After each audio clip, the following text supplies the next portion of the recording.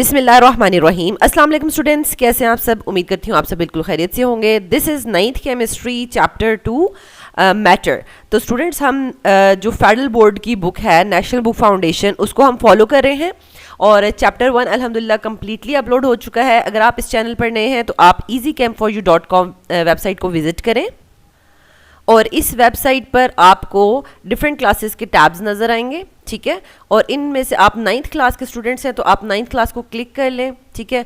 तो आपके पास 9th class का जो है ये पेज ओपन हो जाएगा। इसमें 9th क्लास से रिलेटेड जो भी मटेरियल अपलोड हुआ होगा वो आपको मिल जाएगा, ठीक है। चैप्टर 1 पे क्लिक करें, उसके लेक्चर्स, PDF नोट्स और ऑब्जेक्टिव क्विज ओपन हो जाएगा। चैप्टर 2 को ओपन करेंगे तो उसके लिए अपलोड हो जाएगा। जैसे कि अभी हम चैप्टर 2 पर हैं, ठीक है। इसके जो अपलोड हो चुके हैं वो आपको नज़र आ रहे हैं, ठीक है। बाकी के जो हैं वो अपलोड हो रहे हैं और ये क्विज़ भी अपलोड हो चुका है, ठीक है। तो इंशाल्लाह स्टूडेंट्स easycam4u केमिस्ट्री चैनल पर जो हमने ये जर्नी स्टार्ट किया है, इसके थ्रू आप केमिस्ट्री में इंशाल्लाह एक्सपर्ट भी बन जाएंगे, आपको अटेम्पटेशन भी आ जाएगी और आपके फुल मार्क्स भी होंगे। क्योंकि बहुत से स्टूडेंट्स का हमेशा ये क्वेश्चन होता है जब वो यानी इस प्लेटफॉर्म को ज्वाइन करते हैं, व्हाट्सएप पे कमेंट्स करते हैं, यूट्यूब पे कमेंट्स आते हैं कि मैम हमें समझ तो आ जाती है लेकिन हमारे उतने अच्छे मार्क्स नहीं आते। तो इसका मतलब है कि there is a lack in presentation, यानी आपको प्रेजेंट करना नहीं आता। तो इसमें कोई ऐसी बड़ी बात नहीं है। बहुत कम स्टूडेंट्स होते हैं जिनको बहुत अच्छे से नोट्स बनाने आते हैं, ठीक है, यानी खुद से ही। लेकिन बहुत से स्टूडेंट्स हैं उनको ये यानी उनके अंदर ये नहीं होता कि हमें किस तरह से प्रॉपर नोट्स बनाने हैं, ठीक है। लेकिन ये कोई इतनी बड़ी बात नहीं है। आपको जब सिखाया जाएगा आप उसको सीख जाएंगे तो आप ये जो टिप्स एंड ट्रिक्स और वे ऑफ मेकिंग नोट्स है, ठीक है, तो ये जब आप सीख जाएंगे केमिस्ट्री में तो आप उसी को अप्लाई करते हुए अपने physics, bio and other subjects के लिए भी नोट्स मेकिंग की वही स्ट्रैटेजीज़ को फॉलो करते हुए आप नोट्स मेकिंग कर सकते हैं और बहुत कम वक्त में आप जो है उन नोट्स से रिवीजन करके फुल मार्क्स ले सकते हैं, ठीक है। तो चलिए स्टूडेंट स्टार्ट करते हैं। रब्बि इश्रह ली सदरी वयस्सिर ली अमरी वहलुल उक़दतम मिन लिसानी यफ़क़हू क़ौली। ए मेरे रब, मेरे लिए मेरा सीना कुशादा फरमा दे और मेरा काम आसान कर दे और मेरी ज़ुबान की गिरह खोल दे ताकि वो मेरी बात समझ सके। आमीन। अल्लाहुम्मा अन्फ़अनी बिमा अल्लमतनी वअल्लिमनी मा यनफ़अनी वज़िदनी इल्मा। ए अल्लाह मुझे फ़ायदा दे उसके साथ जो तूने मुझे सिखाया है और मुझे सिखा जो मेरे लिए फ़ायदामंद है और मेरे इल्म में इजाफ़ा फरमा। आमीन।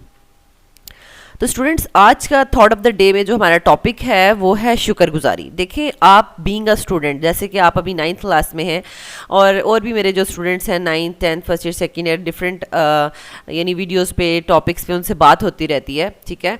तो आप बीइंग अ स्टूडेंट अपने जो करैक्टर बिल्डिंग जो है ना वो आप साथ साथ आपने करनी है। क्योंकि बहुत सारे मैंने देखा है कि यानी हम खुद स्टूडेंट लाइफ से गुजरे हैं, फिर टीचिंग कर रहे हैं, तो हमारे आगे जो स्टूडेंट्स होते थे तो हमने देखा है कि बहुत सारे स्टूडेंट्स हैं ना छोटी छोटी चीज़ों को इग्नोर कर देते हैं ना, मतलब वो उसको लाइट लेते हैं कि अब हम स्कूल में आ गए हैं, अब हम कॉलेज में आ गए हैं, तो वो लाइक छोटी छोटी चीज़ों को ना इग्नोर करते हैं, कहते हैं कि कोई बड़ी बात नहीं है, ठीक है, यानी किसी भी चीज़ को।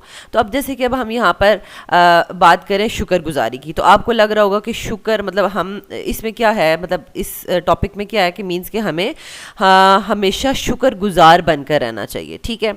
चाहे वो हमारे यानी रब के लिए हो, यानी हमें अल्लाह ताला ने इतनी नेमतें दिए हैं तो हमने किसी भी तरीके से उसकी नाशुक्री नहीं करनी। हम अगर किसी चीज़ के लिए मतलब ये कर रहे हैं कि मतलब आर्ग्यू कर रहे हैं या हम किसी चीज़ के लिए तंग हो रहे हैं कि अच्छा हमारे पास ये नहीं है या उसके पास फलाना ये कैसे आ गया, ये हो गया, या मैंने बहुत मेहनत की है मुझे उतना रिजल्ट नहीं मिला, तो वो एक नाशुक्री में आ जाता है, ठीक है। आपको लगता है कि मैं बहुत डिज़र्व कर रहा था, जैसे कि अभी रिसेंटली रिजल्ट आने वाला है, ठीक है। बहुत सारे स्टूडेंट्स इस तरह से नाशुक्री कर देते हैं, मतलब जाने अनजाने में कर देते हैं, मतलब उनको नहीं पता होता लेकिन उसके मुंह से अल्फाज निकल जाते हैं कि भाई मैंने तो बहुत ज़्यादा मेहनत की थी, मुझे उतना रिजल्ट नहीं मिला। मतलब आपको लग रहा है कि आपके साथ ज़्यादती हो चुकी है, ठीक है। ऐसा नहीं है, ये अल्लाह ताला बेहतर जानते हैं कि आपको आपकी मेहनत के बाद जितना फल मिल रहा है, आप जितने नंबर मिल गए ना, अपना फुल दिया था 100%, जितने नंबर मिल गया उस पर शुक्र कर लें, या अल्लाह तेरा शुक्र है, इन नंबरों में भी बरकत अता फरमा और फर्दर में इससे ज़्यादा मेहनत करूँगा या मेहनत करूँगी, ठीक है। अगर आपका रिक्वायर्ड आपका था कि आपने लाइक 90% सोचे हुए थे या 95% सोचे हुए थे, ठीक है, अगर आपके 85 आ गए, 87% आ गए, तो आपने नाशुक्री नहीं करनी है, आपने अल्लाह ताला का शुक्र अदा करना है। आपने कहना है कि अल्लाह तेरा शुक्र है कि मतलब हम तो अपनी तरफ से मेहनत करते हैं लेकिन हमें फिर भी हमारी मेहनत और ताकत से ज़्यादा ही तो अता करता है हमेशा, ठीक है। तो जैसे कि सो इब्राहीम में कुरान पाक में भी आया ना, मतलब ये छोटी छोटी सी चीज़ें आपको यानी कुरान से मिलती हैं, और हम अगर शुक्रगुजारी को अपनी लाइफ में ले आएंगे ना, तो इसका मतलब है कि हम किसको फॉलो कर रहे हैं, कुरान को फॉलो कर रहे हैं। हमने कुरान की बात सुनी और उसको फॉलो कर लिया, उसको अपनी ज़िंदगी में ले आए, मतलब तब ही बेहतरी आएगी। ये नहीं है कि हमने भाई मतलब एक कान से सुनना है दूसरे कान से निकाल देना है और वो चीज़ अपने अंदर नहीं लानी, अपनी लाइफ में नहीं लानी। ठीक है, सूरत इब्राहीम में अगर आप देखें आयत नंबर 7 है, ठीक है, तो उसमें है ला इन शकर तुम ला अजीदन्नकुम, यकीनन अगर तुम मेरा शुक्र अदा करोगे तो मैं तुम्हें और ज़्यादा अता करूँगा। ठीक है, अब आपको वही बात है, अल्लाह ताला इम्तिहान लेते हैं। हो सकता है आपने ज़्यादा मेहनत की हो लेकिन आपके मार्क्स उतने नहीं आए, कुछ कम आ गए, या आपने एंट्री टेस्ट के लिए अप्लाई किया और उसमें मतलब आपका नंबर नहीं आया, इस साल नहीं आया। ठीक है, नेक्स्ट साल आना होगा, अल्लाह बेहतर जानता है क्या होना है क्या नहीं होना। ठीक है, लेकिन आपने शुक्र अदा करना, आपने कहना शायद मेरी ही मेहनत में कुछ कमी हुई होगी, नेक्स्ट टाइम कर लेंगे। ठीक है, नेक्स्ट टाइम कर लेंगे, यानी आपने किसी को ब्लेम नहीं करना, ना शुक्री नहीं करनी। ठीक है, और लास्ट में मैं आपको ये बताऊं कि एक दफ़ा हज़रत मूसा अलैहिस्सलाम से किसी ने कहा कि मतलब आपकी अल्लाह ताला से मुलाकात होती है तो आप उनसे पूछें कि मैंने ना, मेरे पास बहुत ज़्यादा है रिस्क, तो मतलब मैं मतलब संभाल नहीं सक रहा ना, तो आप अल्लाह ताला से पूछें मैं क्या करूं। और एक और शख्स था, उसने कहा कि मेरे पास कुछ भी नहीं है ना, तन ढांपने के लिए मेरे पास कपड़े भी नहीं है, मतलब मैंने रेत से अपना तन ढांपा हुआ है, तो अब मैं क्या करूं, मतलब अल्लाह ताला से पूछे मेरी मतलब ज़िंदगी में कोई रिस्क नहीं है, मैं क्या करूं, मतलब इस हालत में मैं क्या करूं। तो उन दोनों सिचुएशंस में जब हज़रत मूसा अलैहिस्सलाम अल्लाह ताला के पास गए और उनसे जब पूछा तो उन्होंने क्या कहा, उन्होंने कहा जिसके पास बहुत ज़्यादा रिस्क है ना उससे कहो कि ना शुक्री करे मेरी, और जिसके पास रिस्क नहीं है ना उससे कहो मेरी शुक्रगुजारी करे। अब आप मुझे बताएं, मतलब अभी आप तमाम स्टूडेंट्स अपना मतलब सोचें कि ये क्या भाई, एक बंदे के पास कुछ है ही नहीं और फिर अल्लाह ताला उसको कह रहे हैं शुक्र अदा करो। ठीक है, अब ऐसी सिचुएशन में तो नहीं है हम सब लोग, हमारे ऊपर तो अल्लाह ताला की करोड़ों नेमतें हैं, एक दो नहीं, 100 नहीं, करोड़ों नेमतें हैं, और फिर भी हमारे मुंह से या हमारे अमल से कभी ना कभी इस तरह से हो जाती हैं, बिहेवियर से हरकत हो जाती हैं, या मुंह से हम ऐसा बोल देते हैं जिससे अल्लाह ताला की नाशुक्री हो जाती है। तो हमें हर वक्त अल्लाह ताला से इस्तग़फ़ार करना चाहिए, अपने पेरेंट्स की नाशुक्री नहीं करनी चाहिए। कोई आपके साथ अच्छा सलूक करता है उसके शुक्रगुजार बन के रहें, क्योंकि ये भी कहा जाता है कि जो इंसान का शुक्रगुजार नहीं है ना वो अल्लाह का भी नहीं हो सकता, क्योंकि अल्लाह ताला तो आपको नज़र ही नहीं आ रहे ना। ठीक है, एक इंसान है वो आपको नज़र आ रहा है, आपके पेरेंट्स हैं, आपके टीचर्स हैं, आपके फ्रेंड्स हैं, वो आपके साथ कुछ ना कुछ अच्छा सलूक कर रहे हैं, अगर आप उनके शुक्रगुजार नहीं हैं, उनको थैंक यू नहीं कर रहे, उनके लिए ग्रैटिट्यूड शो नहीं कर रहे, तो इसका मतलब आप अल्लाह को क्या मतलब कैसे आप अल्लाह का शुक्र अदा करेंगे। ठीक है, वो तो आपको नज़र ही नहीं आएंगे ना। ठीक है, तो फिर यहाँ पर क्या हुआ कि वो बंदा जब पहला बंदा था जो जिसके पास बहुत रिस्क था, तो उसको जब हज़रत मूसा अलैहिस्सलाम ने कहा कि आप ना नाशुक्री करें, वो कहते हैं मैं कैसे नाशुक्री कर सकता हूँ, मतलब मेरे ऊपर अल्लाह ताला की इतनी करोड़ों नेमतें हैं, इतना रिस्क दिया हुआ, मैं नहीं नाशुक्री कर सकता। तो उसका रिस्क और बढ़ने शुरू हो गया। ठीक है, और जो दूसरा बंदा था जिसके पास कुछ भी नहीं था, ठीक है, तो उसको जब कहा ना शुक्र अदा करो, तो जब उसने कहा ना कि शुक्र मुझे दिया क्या है जो मुझे कह रहे हैं शुक्र अदा करो, ठीक है, यानी एकदम से उसके मुंह से ये निकला कि मुझे दिया क्या है, यानी मुझे कह रहे हैं शुक्र अदा करो, यानी उसके पास वो जो रेत थी ना तन ढांपने के लिए, वो उसका भी शुक्र अदा करना चाहिए था ना, कि शुक्र है या अल्लाह तेरा शुक्र है कि ये रेत भी है।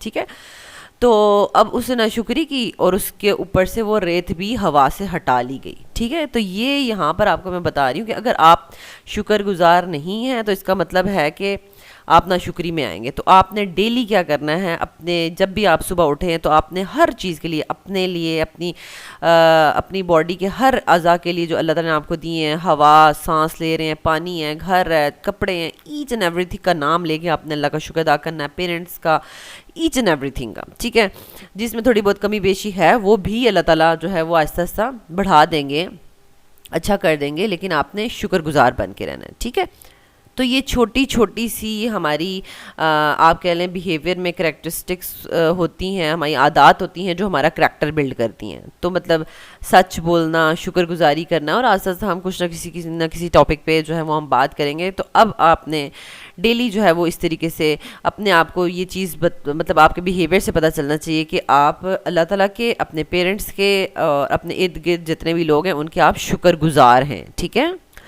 तो चलिए स्टूडेंट स्टार्ट करते हैं। आज का जो हमारा टॉपिक था वो है चैप्टर 2 का जो मैटर है ना, मैटर, तो मैटर का फोर्थ टॉपिक है हमारा, ठीक है, एलोट्रोपी। ये बहुत ही सिंपल है, बहुत इंपॉर्टेंट है, और बेसिकली यहाँ पर आपके पास जो है वो एलोट्रोप्स ऑफ कार्बन भी डिटेल में आपने पढ़ने हैं, ठीक है, लेकिन बहुत आसान टॉपिक है, ठीक है। सबसे पहले देखें, आपके पास एलोट्रोपी का मतलब है कि अगर एक एलिमेंट है ना, जैसे कि हमारे पास यहाँ पर हम कार्बन की एग्जांपल लेते हैं, एक एलिमेंट है, ठीक है, एलिमेंट की मैं बात कर रही हूँ, किसी कंपाउंड या मॉलिक्यूल की बात नहीं करी, ठीक है। कोई भी एलिमेंट है, अगर वो एक से ज़्यादा यानी डिफरेंट फिजिकल स्टेट्स में एग्जिस्ट कर रहा है, जैसे कि कार्बन जो है वो डायमंड में एग्जिस्ट करता है, ठीक है, डायमंड भी कार्बन से ही मिलकर बना है, ग्रेफाइट भी कार्बन से ही मिलकर बना है, ठीक है, और बकी बॉल्स जो हैं वो भी कार्बन से ही मिलकर बनी है, ठीक है। तो ये डिफरेंट जो स्टेट्स में एग्जिस्ट कर सकता है एक एलिमेंट, तो इसकी इस प्रॉपर्टी को हम कहते हैं एलोट्रोपी, ठीक है, यानी एक एलिमेंट का डिफरेंट फॉर्म में एग्जिस्ट करना, इस प्रॉपर्टी को एलोट्रोपी कहते हैं। And these different physical states physical forms in the same physical state, ये डिफरेंट फिजिकल सब्सटेंसेस है ना, ठीक है, तो ये सेम फिजिकल स्टेट में होंगे, जैसे कि ये भी सॉलिड में है, ठीक है, ये भी सॉलिड में है और ये भी सॉलिड में है, ठीक है। तो these different physical substances in same physical state are called allotropes, ठीक है, इनको हम एलोट्रोप्स कहते हैं, यानी ये एक दूसरे के एलोट्रोप्स हैं, यानी डायमंड, ग्रेफाइट और बकी बॉल्स एक दूसरे के क्या हैं, एलोट्रोप्स, ठीक हो गया। अब आप इसकी डेफिनेशन देख लें, आप किस तरह से लिख रहे हैं। The property of an element to exist in different physical forms is called allotropy, ठीक है, and these different forms in the same physical state are called allotropes, ठीक है। यहाँ पर मैंने आपको एक्सप्लेन कर दिया है कि ये जो डिफरेंट फॉर्म्स हैं लेकिन इनकी फिजिकल स्टेट सेम है, यानी अगर वो गैशियस में है तो सभी गैशियस में होंगे, अगर लिक्विड में है तो सभी लिक्विड में होंगे, अगर सॉलिड में है तो सभी सॉलिड में होंगे, ठीक है। अच्छा, अब नेक्स्ट इसकी एक्सप्लेनेशन में कुछ एक्सप्लेन किया हुआ है कि atoms of the same element arrange in different manners in the same physical state in allotropes. अब ये है कि कैसे हो गया भाई, कार्बन जो है वो कैसे 3 डिफरेंट स्टेट्स में एग्जिस्ट कर रहा है। तो कार्बन 3 डिफरेंट स्टेट्स में इस तरह से एग्जिस्ट कर रहा है कि उसकी अरेंजमेंट जो है वो डिफरेंट मैनर्स की है, ठीक है, यानी जो आपके पास डायमंड है, तो डायमंड में ये इस तरीके से 4 डिफरेंट कार्बन्स के साथ अटैच हुआ होता है, ठीक है, और फिर फर्दर जो है वो इसकी अटैचमेंट अगर हम देखें इस तरीके से, तो ये टेट्राहेड्रल स्ट्रक्चर्स में एग्जिस्ट कर रहा होता है। अभी मैं आपको प्रॉपर डायमंड की स्ट्रक्चर भी दिखा दूंगी। तो ये जैसे टेट्राहेड्रल रिपीटिंग स्ट्रक्चर्स जो है ना, ये इस तरीके से अरेंज हुआ होता है, ठीक है। लेकिन अगर हम इसको ग्रेफाइट में देखें तो ग्रेफाइट में ये क्या करता है कि इस तरीके से हमारे पास हेक्सागोनल सी इस तरह सी शेप्स होती हैं इसकी, ठीक है, और ये आपस में जो है वो हर कार्बन जो है वो फर्दर 3 कार्बन्स के साथ अटैच हुआ होता है, ठीक है, फर्दर 3 कार्बन्स के साथ अटैच हुआ होता है। तो ये इस तरीके से लेयर्स की फॉर्म में एग्जिस्ट करता है, यानी ये 3 डायमेंशनल है, 3D है, ठीक है, यानी इस तरफ भी जा रहे हैं, इस तरफ भी जा रहे हैं, इस तरफ भी जा रहे हैं, ठीक है, कार्बन्स। लेकिन इसमें क्या है कि ये आपको यानी प्लेन ऑफ पेपर में ही नज़र आ रहे हैं ये, ठीक है, ये जैसे प्लेन ऑफ पेपर है, इसमें 2D में नज़र आ रहे हैं, इस तरह और इस तरह, यानी ऊपर की तरफ नज़र नहीं आएंगे। तो ये एक लेयर है, फिर यहाँ पर ये दूसरी लेयर होगी, फिर तीसरी लेयर होगी, और ये लेयर्स आपस में डिफरेंट इंटरमॉलिक्यूलर फोर्सेस से जुड़ी हुई होंगी, ठीक हो गया। तो यहाँ पर आपको ये बताया जा रहा है कि ये एलोट्रोपी या एलोट्रोप्स एग्जिस्ट इस वजह से करते हैं कि arrangement of elements in different manners, ठीक है, यानी कार्बन में ग्रेफाइट में वो डिफरेंट मैनर से अटैच होगा, डायमंड में डिफरेंट होगा, और फिर बकी मॉल्स में भी डिफरेंट होगा, ठीक है, डिफरेंट मैनर्स में अटैच होगा, and they are different structural forms of the same element. अब कार्बन का बताया जा रहा है कि उसके 3 एलोट्रोप्स हैं, डायमंड, ग्रेफाइट एंड बकी बॉल्स, ठीक हो गया। अब इनकी डिटेल से पहले मैं आपको एक बात बताऊं कि अगर एक एलिमेंट जो होता है ना, एलिमेंट अगर वो एक से ज़्यादा डिफरेंट फॉर्म्स में एग्जिस्ट कर रहा है तो उसको हम कहते हैं एलोट्रोपी, ठीक है, एलोट्रोपी ये एक प्रॉपर्टी है। और अगर तो हमारे पास कोई भी सब्सटेंस है, ठीक है, कोई भी सब्सटेंस है, जैसे अगर मैं कह लूँ कि सोडियम क्लोराइड, ठीक है, कोई भी सब्सटेंस है, और अगर वो एक से ज़्यादा फॉर्म्स में एग्जिस्ट कर रहा है तो इस प्रॉपर्टी का नाम होता है पॉलीमॉर्फिज्म। क्या होता है? पॉलीमॉर्फिज्म। अब आपको पता चल गया ये दो, अगर हम डेफिनेशन में ये जो एलोट्रोपी की डेफिनेशन है, इसमें एलिमेंट की जगह अगर हम कोई सब्सटेंस लिख देंगे तो ये डेफिनेशन रॉन्ग हो जाएगी। इस वजह से मैंने आपको साथ ही एक्सप्लेन कर दिया है कि आपने एलिमेंट ही लिखना है, ठीक है। अच्छा, अब यहाँ पर आ जाता है ग्रेफाइट। तो ग्रेफाइट का हम स्ट्रक्चर देखेंगे, इंटरमॉलिक्यूलर फोर्सेस, यूजेस, ठीक है, और साथ उसकी प्रॉपर्टी। तो ग्रेफाइट का आपको मैंने पहले स्ट्रक्चर दिखा देती हूँ। तो ये हमारे पास स्ट्रक्चर ऑफ ग्रेफाइट है।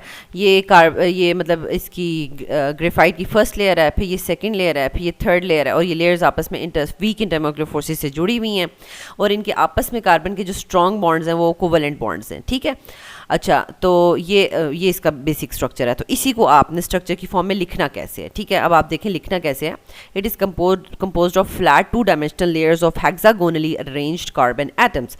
तो मैंने आपको बता दिया था कि हेक्सागोनल अरेंजमेंट का क्या मतलब है, कि ये देखें ये 6 कॉर्नर्स वाले ये बने हुए ना रिंग्स, तो इसको हेक्सागोनल कहते हैं, ठीक है। अच्छा, in a layer each carbon atom is covalently bonded to 3 other carbon atoms. तो ये इंपॉर्टेंट बात है, ये चीज़ आपने याद रखनी है कि ये एक कार्बन फर्दर 3 कार्बन के साथ अटैच है, ठीक है, यानी इसकी अटैचमेंट 3 कार्बन के साथ होगी। फर्दर इसकी लेयर उस तरफ भी मूव कर रही है ना बैक साइड पे। अभी तो हमें सिर्फ एक ही ये लेयर बताई है ना, तो ये यहाँ पर दूसरी लेयर के साथ भी ये अटैच हुआ होगा, ठीक है। नेक्स्ट हमारे पास आ जाता है intermolecular forces. Weak intermolecular bonds exist between the each layer which allows the layers of to slide over one another without breaking the bonds.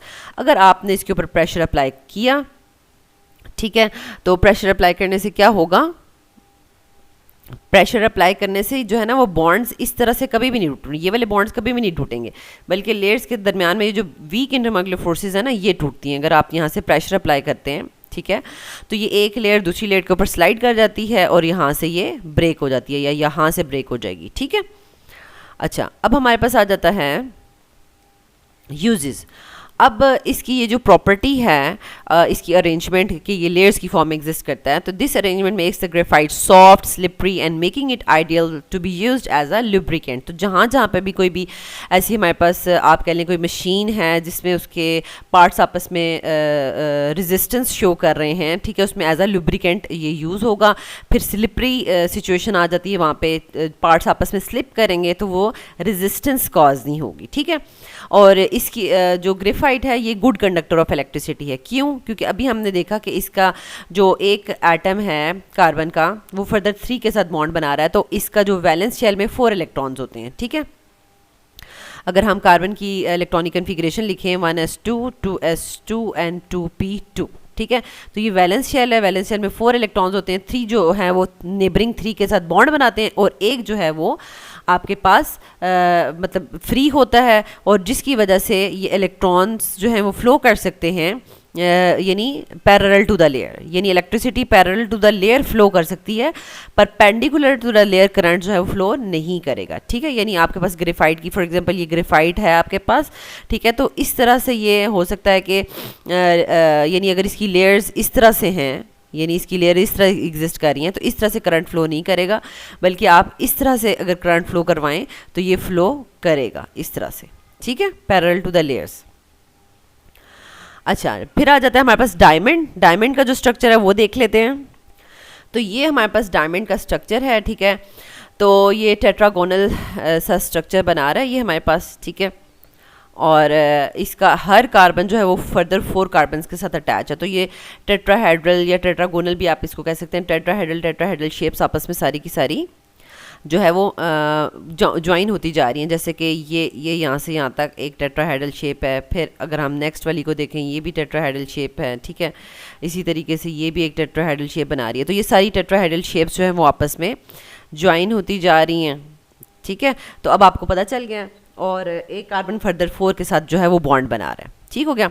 तो अब हम देख लेते हैं इसको हमने लिखना कैसे। It is the hardest and the purest crystalline allotrope of the carbon in its structure each carbon is covalently bonded to 4 other carbon atoms forming a rigid network of tetrahedral shape, ठीक है। ये 3 dimensionally move कर रहा है ना, ठीक है। और इसकी प्रॉपर्टीज़ क्या हैं?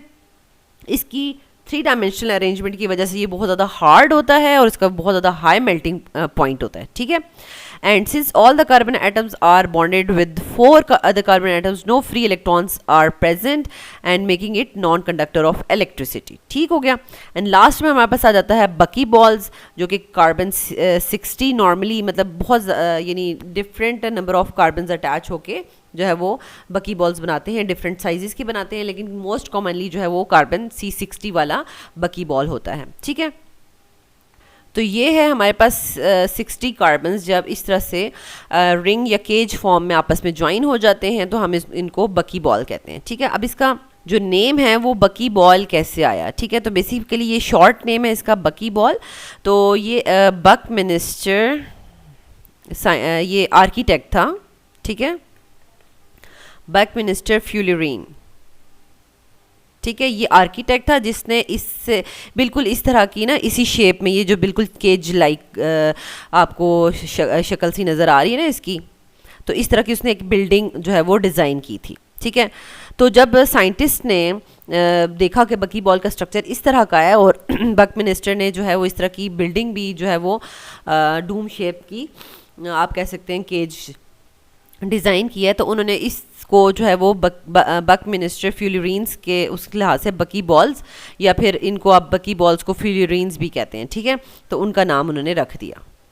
ये आप नेट पे जो है वो सर्च कर सकते हैं। इस तरह से ये जो आपको ये केज लाइक बिल्डिंग नज़र आ रही है ना, तो ये जो है वो डिज़ाइन की थी। इसको हम ज़रा सा छोटा कर लेते हैं इस तरह से, जिसको कहा जाता है कि ये सॉकर बॉल की तरह भी लगती है ना, जैसे कि ये बॉल है ना सॉकर बॉल। ठीक है, ये आपको बिल्डिंग नज़र आ रही है। तो अब आपको पीछे से इसका नेम और उसकी हिस्ट्री का पता चल गया कि भाई बकी बॉल को बकमिनिस्टर फ्यूलरीन जो आर्किटेक्ट था उसकी ये जो डिज़ाइन की हुई बिल्डिंग थी उससे मैच होने की वजह से उसको बकी बॉल्स या फ्यूलरीन्स का नाम दिया गया था।